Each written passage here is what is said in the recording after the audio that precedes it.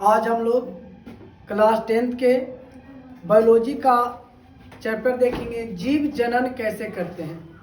यह जो टॉपिक है आपके एग्ज़ाम के लिए बहुत महत्वपूर्ण है। आज हम लोग वो प्रश्न को देखेंगे जो 2011 से लेकर के 2026 तक में 2011 से लेकर के 2026 तक में पूछे गए हैं और आपके आगे आने वाले एग्जाम में पूछे जा सकते हैं। आइए हम लोग इस वीडियो को पूरा देखेंगे और पूरा क्वेश्चन को आप कॉपी पर लिख करके याद करने का कोशिश करेगा। आइए हम लोग देखते हैं। पहला प्रश्न देख रहे हैं आप लोग। पहला प्रश्न आप लोगों को नजर आ रहा होगा कि हाइड्रा में प्रजनन किस विधि द्वारा होता है। हाइड्रा जो एक जीव है, इसमें जो प्रजनन होता है वह किस विधि द्वारा होता है। तो आप याद रखिएगा, हाइड्रा कहे या बच्चों ईस्ट कहे, या तो हाइड्रा कहे या तो ईस्ट कहे, हाइड्रा एवं ईस्ट में जो जनन होता है वह मुक्लन विधि के द्वारा होता है। हाइड्रा और ईस्ट जो दो एक कोशिकीय जीव है, इनको में जो जनन का विधि है वह कौन सा विधि है? मुक्लन विधि के द्वारा होता है। दूसरा प्रश्न है, डेंगू उत्पन्न करने वाले मच्छर किस तरह के जल में रहता है। जो मच्छर डेंगू उत्पन्न करते हैं वह किस तरह के जल में पाए जाते हैं। डेंगू उत्पन्न करने वाले मच्छर जो पाए जाते हैं वह साफ जल में पाए जाते हैं। आप याद रखिएगा कि जो डेंगू उत्पन्न करने वाले मच्छर होते हैं वह साफ जल में पाए जाते हैं। साफ जल में डेंगू उत्पन्न करने वाले मच्छर पाए जाते हैं। मुकुलन द्वारा अलैंगिक जनन किसमें होता है। मुकुलन द्वारा अलैंगिक जनन किसमें होता है। मुकुलन द्वारा अलैंगिक जनन जो होता है वह एक हाइड्रा में होता है, हाइड्रा में होता है, और एक जो होता है वह ईस्ट में होता है। मुकुलन द्वारा अलैंगिक जनन एक हाइड्रा में होता है और एक ईस्ट में होता है। यहाँ ऑप्शन में हाइड्रा है, ईस्ट है, तो हमारा आंसर ईस्ट हो जाएगा। पराग कोश में होते हैं या पराग कोश में क्या पाए जाते हैं। जो पराग कोश है, पराग कोश में जो पाए जाते हैं वह पराग कण पाए जाते हैं। पराग कोश में पराग कण पाए जाते हैं। पराग कोश में पराग कण पाए जाते हैं। आप याद रखिएगा कि पराग कोश में पराग कण पाया जाता है। पराग कोश में पराग कण पाया जाता है। निम्न में कौन मानव में मादा जनन तंत्र का भाग नहीं है। जो चार ऑप्शन है उनमें से कौन मादा जनन तंत्र का भाग नहीं है। वह मादा जनन तंत्र का भाग ना होकर के नर जनन तंत्र का भाग होगा। नर जनन तंत्र का, और यह जो होगा हमारा शुक्रवाहिका। शुक्रवाहिका जो है यह मादा जनन तंत्र का भाग नहीं है। शुक्रवाहिका मादा जनन तंत्र का भाग नहीं है। यह जो है वह नर जनन तंत्र का भाग है। नर जनन तंत्र का यह भाग है। आप याद रखिएगा, शुक्रवाहिका जो है मादा जनन तंत्र का भाग नहीं है, यह नर जनन तंत्र का भाग है। उड़हुल किस प्रकार का फूल है। उड़हुल जो फूल है यह द्विलिंगी फूल है। उड़हुल जो है वह द्विलिंगी है। कहने का उड़हुल का जो फूल है उसमें नर भी एक ही फूल में और मादा भी एक ही फूल में पाए जाते हैं। जिसमें नर और मादा एक ही फूल में उपस्थित रहते हैं उसे हम लोग द्विलिंगी फूल कहते हैं। द्विलिंगी फूल। अगर आपसे पूछा जाए कि उड़हुल कैसा फूल है तो उड़हुल जो है वह द्विलिंगी फूल है। द्विखंडन किस में होता है। द्विखंडन जो होता है वह किस में। द्विखंडन कोई जीव जो है, कोई जीव में द्विखंडन द्वारा जनन किस में होता है। Option amoeba. अमीबा में द्विखंडन होता है। अमीबा में द्विखंडन होता है। पैरामीशियम में भी द्विखंडन होता है। लिस्मानिया में भी होता है। इसलिए ऑप्शन नंबर डी हो जाएगा। Option number D. अगर आपसे पूछा जाए द्विखंडन किस में होता है, अमीबा में भी होता है, पैरामीशियम में भी होता है और लिस्मानिया में भी होता है, यह ऑप्शन नंबर डी हो जाएगा। फूल के नर प्रजनन अंग को क्या कहते हैं। फूल में जो नर जनन अंग का नाम है उसे क्या कहते हैं। तब फूल में पाए जाने वाले नर जनन अंग को पुंकेसर कहते हैं। फूल में नर जनन अंग को पुंकेसर या तो बच्चों इसी को पुमंग कहते हैं। फूल में पाए जाने वाले नर जनन अंग को, फूल में पाए जाने वाले नर जननांग को पुंकेसर या पुमंग कहते हैं। पुंकेसर या पुमंग कहते हैं। आप याद रखिएगा, फूल में नर प्रजननांग जो होता है उसे हम लोग पुंकेसर कहते हैं। पुंकेसर। अंडाणु कहाँ निषेचित होता है? अंडाणु जो निषेचित होता है वह फैलोपियन नलिका में निषेचित होता है। अंडाणु जो निषेचित होता है वह फैलोपियन नलिका में निषेचित होता है। अंडाणु फैलोपियन नलिका में निषेचित होता है। अब प्रश्न है बच्चों, शुक्राणु कहाँ बनते हैं? शुक्राणु कहाँ बनते हैं? शुक्राणु जो है वह मानव शरीर का सबसे छोटा कोशिका है। मानव शरीर का सबसे छोटा कोशिका कहेगा तो वह शुक्राणु है। और शुक्राणु जो है यह नर में पाए जाते हैं। शुक्राणु नर में पाए जाते हैं। और यह कहाँ बनते हैं? तो याद रखिएगा, शुक्राणु जो है वह वृषण में बनते हैं। शुक्राणु वृषण में बनते हैं। और यह मानव शरीर का सबसे छोटी कोशिका है। मानव शरीर का सबसे छोटी कोशिका शुक्राणु है, जो कहाँ बनता है? तो आप याद रखिएगा कि शुक्राणु वृषण में बनता है। शुक्राणु वृषण में बनता है बच्चों। शुक्राणु जो बनता है वृषण में बनता है। क्वेश्चन नंबर 11, कवक में पोषण की कौन सी विधि पाई जाती है? जो कवक है उसको में पोषण की कौन सी विधि पाई जाती है? तो आप याद रखिएगा, कवक में पोषण की जो विधि पाई जाती है वह मृतजीवी पाई जाती है। अब बोलिएगा, कवक में जो पोषण की विधि पाई जाती है वह कौन सी पाई जाती है? मृतजीवी पाई जाती है। कवक में पोषण की जो विधि पाई जाती है वह मृतजीवी पाई जाती है बच्चों। मुकुलन द्वारा जनन किसमें होता है? अभी बताएं। अभी हम लोग बताएं कि मुकुलन द्वारा जो जनन होता है वह हाइड्रा के साथ साथ ईस्ट में भी मुकुलन द्वारा जनन होता है। हाइड्रा एवं ईस्ट में जो जनन होता है वह मुकुलन के द्वारा होता है। आप याद रखिएगा, हाइड्रा एवं ईस्ट में जो जनन होता है वह मुकुलन के द्वारा होता है। पुष्पी पौधों में लैंगिक जनन किसके द्वारा होता है? कहने का अर्थ है कि जो पुष्पी पौधा है उसमें लैंगिक जनन किसके द्वारा होता है? यह कहेगा कि पौधों में जो जनन अंग पाए जाते हैं वह कहाँ पाए जाते हैं? पौधों में जनन अंग कहाँ पाए जाते हैं? या पुष्पी पौधों में लैंगिक जनन किसके द्वारा होता है? तो आप याद रखिएगा, फूलों के द्वारा। पुष्पी पौधों में जो लैंगिक जनन होते हैं या जनन अंग जो पाए जाते हैं वह फूल में पाए जाते हैं। कहाँ पाए जाते हैं? फूल में पाए जाते हैं। नर युग्मक एवं मादा युग्मक के संलग्न को क्या कहते हैं? नर युग्मक और मादा युग्मक का संलग्न को जो कहा जाता है वह निषेचन कहलाता है। नर युग्मक और मादा युग्मक के संलग्न को निषेचन कहते हैं। और नर युग्मक और मादा युग्मक संलगित होकर के जाइगोट का निर्माण करता है। जाइगोट, युग्मनज। आप याद रखिएगा कि नर युग्मक और मादा युग्मक के संलग्न को जो कहा जाता है वह निषेचन कहलाता है। लेकिन नर युग्मक और मादा युग्मक संलगित होकर के जाइगोट का निर्माण करती है। जाइगोट का निर्माण करती है। कौन एकलिंगी पादप का उदाहरण है? इनको में 4 ऑप्शन है। इसको में से कौन एकलिंगी है? यहाँ पे जो 3 को आप देख रहे हैं, यहाँ पे 3 को द्विलिंगी होगा और एक जो है एकलिंगी है। एकलिंगी कहता है जिसमें या तो नर पाए जाएंगे या मादा पाए जाएंगे। या तो नर या तो मादा, उसे एकलिंगी कहते हैं। लेकिन नर और मादा एक ही में पाया जाएगा तो उसे द्विलिंगी कहते हैं। सरसों हमारा द्विलिंगी है। सरसों जो है वह द्विलिंगी है, याद रखिएगा। सरसों जो है वह द्विलिंगी है। गुड़हल भी जो है वह भी द्विलिंगी है। गुड़हल जो है वह भी द्विलिंगी है। और मटर भी जो है वह भी द्विलिंगी है। मटर भी हमारा द्विलिंगी है। तो यहाँ पे पपीता जो हो जाएगा वह एकलिंगी हो जाएगा। पपीता का जो फूल है वह एकलिंगी होता है। पपीता का जो फूल होता है वह एकलिंगी होता है। आप याद रखिएगा। कुटपाद किस में पाए जाते हैं? कुटपाद जो पाए जाते हैं वह अमीबा में पाए जाते हैं। अमीबा जो है अपना भोजन कुटपाद के द्वारा ही पकड़ता है। अमीबा अपना भोजन कुटपाद के द्वारा ही पकड़ता है। आप याद रखिएगा, कुटपाद किस में पाए जाते हैं? तो कुटपाद जो पाए जाते हैं अमीबा में पाए जाते हैं, क्योंकि अमीबा जो है अपना भोजन कुटपाद के द्वारा ही पकड़ता है। निम्नलिखित में नर युग्मक को क्या कहते हैं? नर युग्मक को क्या कहते हैं? तो आप याद रखिएगा, नर युग्मक को शुक्राणु कहते हैं। नर युग्मक को शुक्राणु कहते हैं। और यह वृषण में बनता है।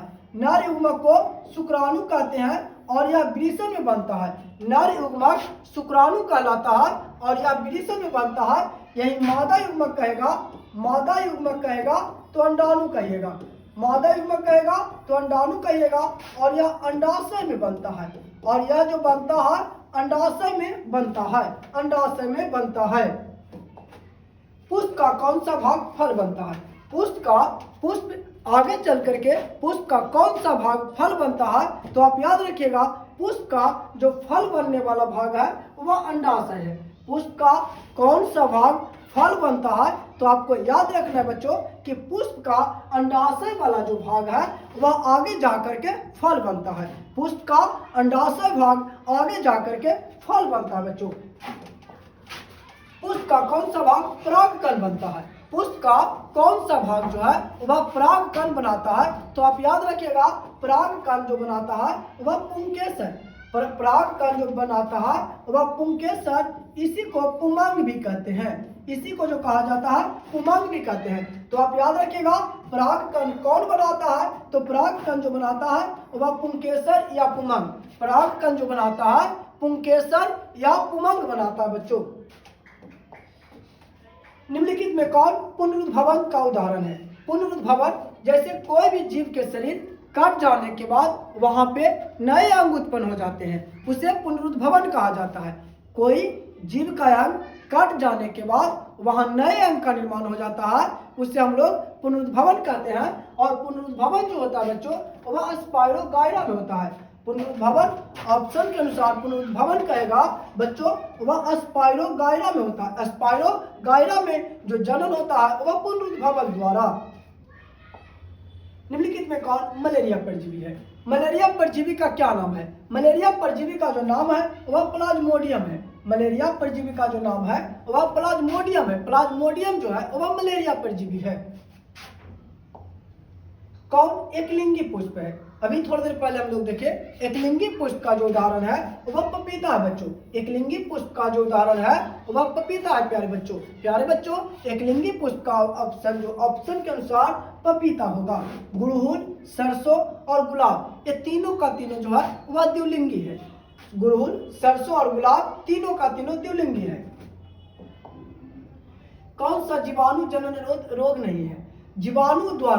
जीवाणु बैक्टीरिया के द्वारा कौन सा रोग नहीं होता है? तो याद रखिएगा, मच्छर जो है वह बैक्टीरिया के द्वारा नहीं होता है। यह जो होता है वह वायरस के द्वारा, कहने का अर्थ है विषाणु के द्वारा होता है। विषाणु के द्वारा होता है। और ये दोनों जो है यह जीवाणु के द्वारा होता है। यह दोनों जीवाणु बैक्टीरिया के द्वारा होता है। आप याद रखिएगा, गिनोरिया और सिफिलिस ये जनन संचरित रोग है। जनन यौन संबंध बनाने के क्रम में होते हैं। और गिनोरिया और सिफिलिस जो है वह जीवाणु के द्वारा होते हैं, लेकिन जो मस्सा है वह विषाणु के द्वारा होता है। मस्सा जो है बच्चों वह विषाणु के द्वारा होता है। अमीबा अपना भोजन कैसे पकड़ता है? अमीबा अपना भोजन जो है वह उत्पाद के द्वारा पकड़ता है। आप याद रखेंगे कि अमीबा अपना भोजन जो पकड़ता है वह कुटपाद के द्वारा। अमीबा अपना भोजन जो पकड़ता है बच्चों वह कुटपाद के द्वारा पकड़ता है। अमीबा में लैंगिक जनन किस विधि द्वारा होता है? अमीबा में अगर आपसे पूछा जाए कि अमीबा में लैंगिक जनन किस विधि द्वारा होता है, तो अमीबा में जो लैंगिक जनन होता है वह विखंडन द्वारा। अमीबा में लैंगिक जनन जो होता है वह विखंडन द्वारा होता है। अमीबा में लैंगिक जनन विखंडन द्वारा होता है। अमीबा में अधिकांश पोषण कैसे होता है? अमीबा में अधिकांश पोषण जो होता है वह अंतःग्रहण द्वारा। अमीबा में अधिकांश पोषण जो होता है वह अंतःग्रहण के द्वारा होता है। अमीबा में अधिकांश पोषण अंतःग्रहण के द्वारा होता है बच्चों। पौधों में जनन अंग कहाँ पाए जाते हैं? आप याद रखिएगा, पौधों में जनन अंग फूल में पाए जाते हैं। पौधों में जनन अंग जो पाए जाते हैं वह फूल में पाए जाते हैं। पौधों में जनन अंग जो पाए जाते हैं वह फूल में पाए जाते हैं प्यारे बच्चों। हाइड्रा में क्या पाया जाता है? हाइड्रा में जो पाया जाता है वह स्पर्शक पाया जाता है। हाइड्रा में जो पाया जाता है बच्चों वह स्पर्शक पाया जाता है। याद रखिएगा, हाइड्रा में जो पाया जाता है वह स्पर्शक पाया जाता है। स्पर्शक। प्रोटोजोआ उत्सर्जी पदार्थों का निष्कासन कैसे करता है?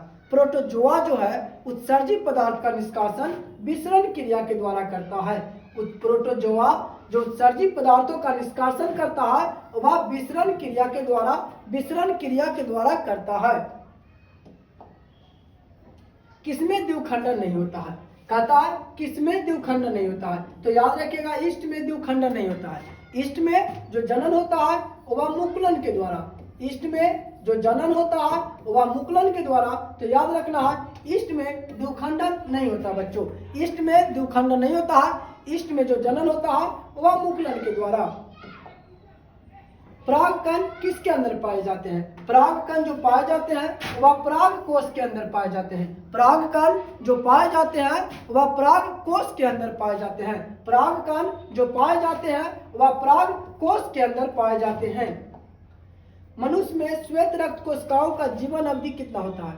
मनुष्य में WBC का जीवन काल कितना होता है? WBC का जो जीवन काल होता है ऑप्शन के अनुसार चलेंगे तो 12 से 20 दिन। ऑप्शन के अनुसार WBC का जीवन काल 12 से 20 दिन होता है। ऑप्शन के अनुसार WBC का जीवन काल 12 से 20 दिन होता है।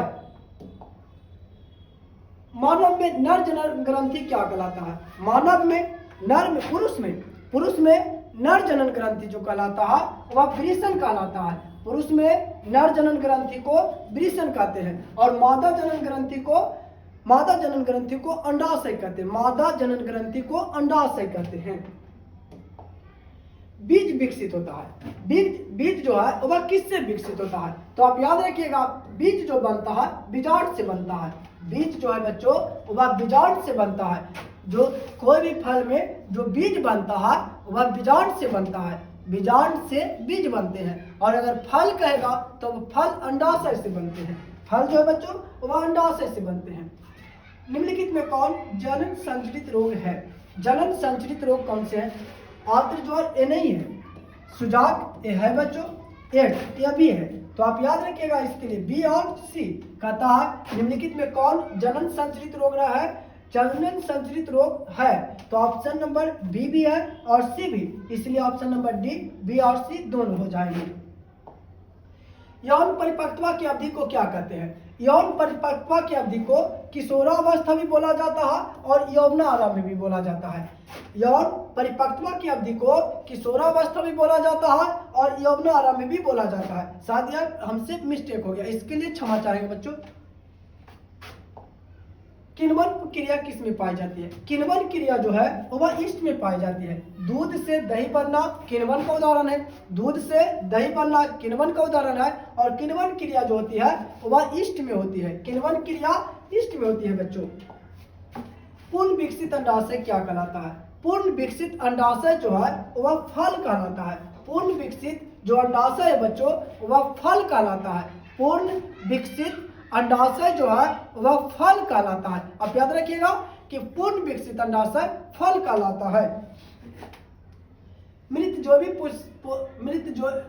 जीवी का उदाहरण है। मृत जीवी का जो उदाहरण है वह गोबर छत्ता हो जाएगा। मृत जीवी का उदाहरण गोबर छत्ता, जो अपना भोजन सड़े गले पेड़ पौधे एवं मरे हुए जीव जंतु से प्राप्त करता है उसे मृत जीवी कहते हैं और मृत जीवी का उदाहरण ऑप्शन के अनुसार गोबर छत्ता हो जाएगा।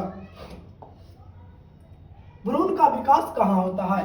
आप याद रखिएगा भ्रूण का जो विकास होता है वह अंडाशय में होता है। भ्रूण का विकास अंडाशय में होता है। भ्रूण का विकास जो होता है वह अंडाशय में होता है बच्चों। भ्रूण का विकास अंडाशय नहीं माफी चाहेंगे बच्चों, गर्भाशय में।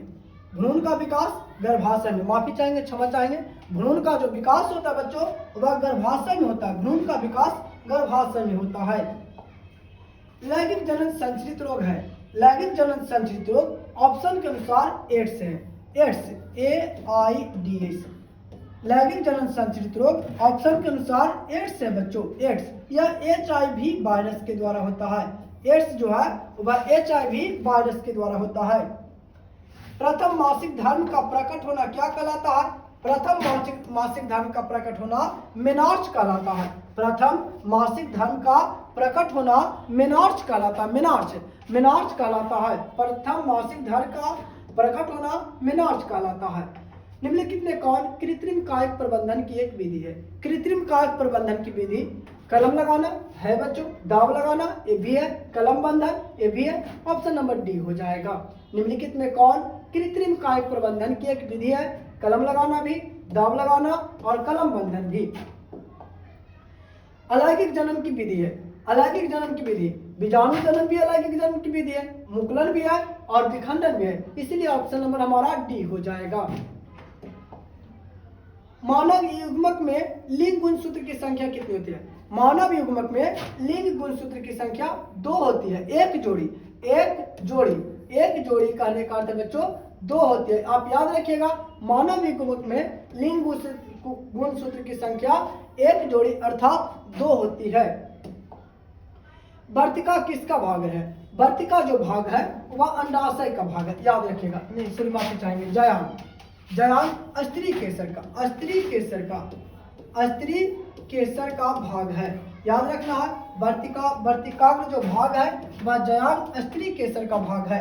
वर्तिका एवं वर्तिकाग्र जो भाग है वह स्त्री केसर जयान का भाग है।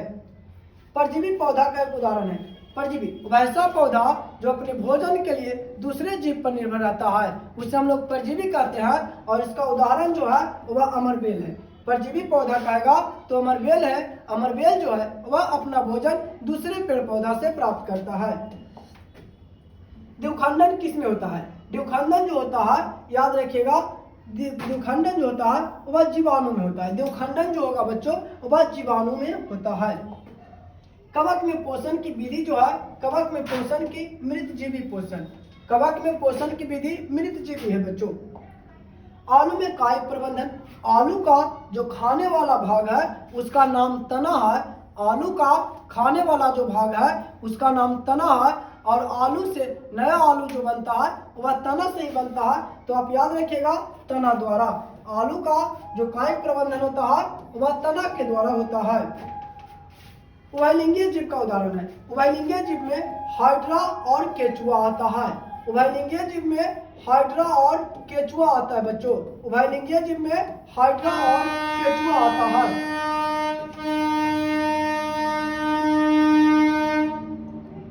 उभयलिंगीय जीव में हाइड्रा और केचुआ आता है बच्चों। निम्नलिखित में कौन परिवार नियोजन साधनों में प्रयुक्त एक प्रभावी उपाय है? परिवार नियोजन, अपने परिवार को सीमित रखना परिवार नियोजन कहलाता है। परिवार के सदस्यों को सीमित रखना परिवार नियोजन कहलाता है। डायफ्राम ये भी है, कंडोम ये भी है, कॉपर टी एवं लूम ये भी है, इसलिए ऑप्शन नंबर डी इनमें से सभी हो जाएंगे। पतियों द्वारा कायिक प्रबंधन किसमें होता है? पतियों द्वारा जो कायिक प्रबंधन होता है ब्रायोफाइलम में। पतियों द्वारा कायिक प्रबंधन ब्रायोफाइलम में होता है। सुरक्षित गर्भपात भ्रूण की किस अवस्था में होता है? तो सुरक्षित गर्भपात जो होता है वह ब्लास्टुला में सुरक्षित गर्भपात हो सकता है बच्चों। बबूल के पौधे में मुख्यतः कौन सा उत्सर्जित पदार्थ निकलता है? बबूल के पौधे से जो मुख्यतः उत्सर्जित पदार्थ है उसका नाम गोंद है। बबूल के पौधे से मुख्यतः जो उत्सर्जित पदार्थ है उसका नाम बच्चों गोंद है। वह हार्मोन जो पौधे में कोशिका विभाजन को रोक देता है वह एब्सिसिक एसिड है। वह हार्मोन जो पौधों में कोशिका विभाजन को रोक देता है एब्सिसिक एसिड है। पुष्प का नर जननांग क्या कहलाता है? तो पुष्प का नर जननांग पुंकेसर या पुमांग कहलाता है। पुष्प का नर जननांग पुंकेसर या पुमांग कहलाता है। आज भर इतना ही रहने देते हैं, कल मिलते हैं एक नए वीडियो में, तब तक के लिए धन्यवाद।